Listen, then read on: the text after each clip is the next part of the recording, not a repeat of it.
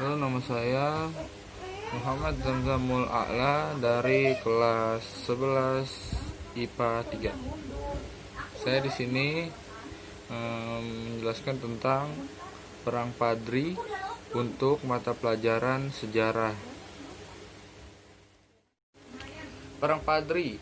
Oke, Perang Padri adalah peperangan yang berlangsung di Sumatera Barat dan sekitarnya, terutama di kawasan Kerajaan Paguruyung dari tahun 1803 hingga 1838.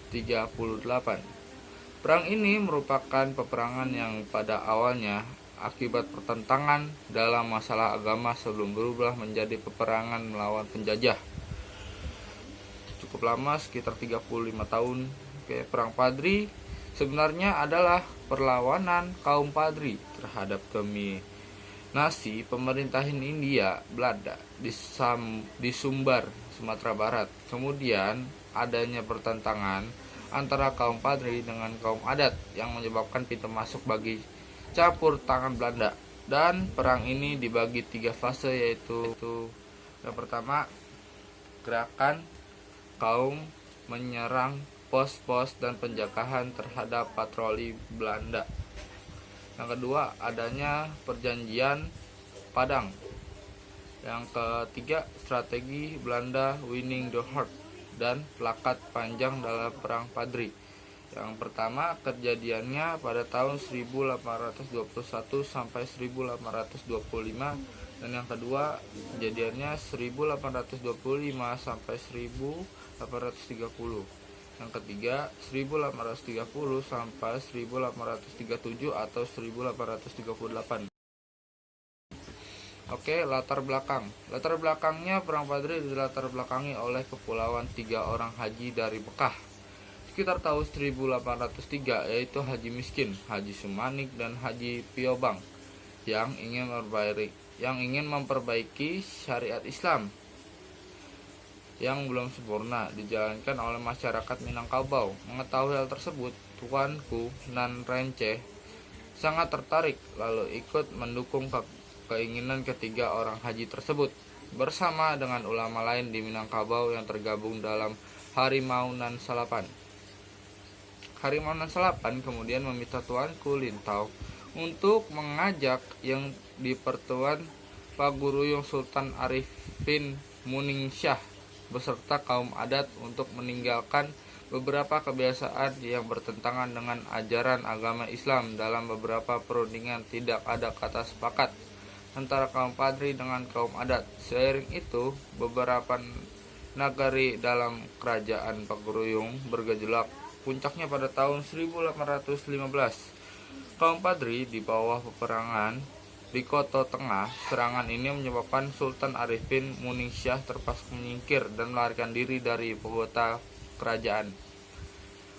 Catatan Raffles yang pernah mengunjungi Paguruyung pada tahun 1818 menyebutkan bahwa ia hanya mendapati sisa-sisa istana kerajaan Paguruyung yang sudah terbakar. Kaum adat dan kerajaan Paguruyung meminta bantuan kepada Belanda.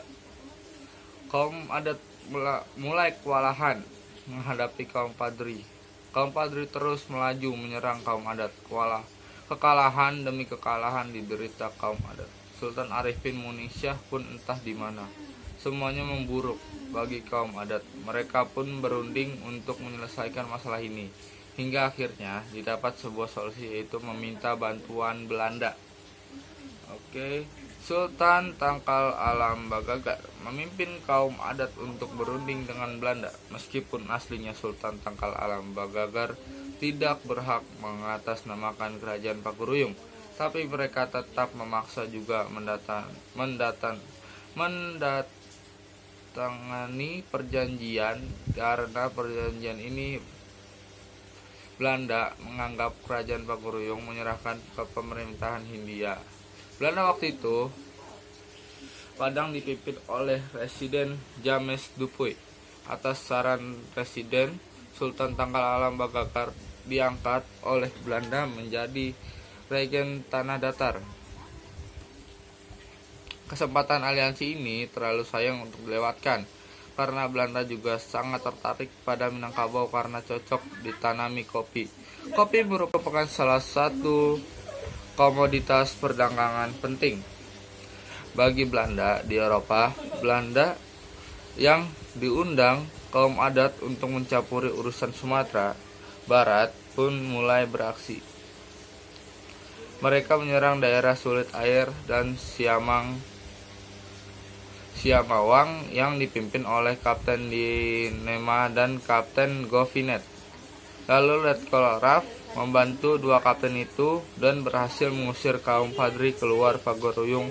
Lalu Belanda membangun benteng Fort van der Kapellen di daerah Batu Sangkar. Ya, sekian penjelasan dari Perang Padri yang sesingkat ini saya akhiri. Wassalamualaikum warahmatullahi wabarakatuh.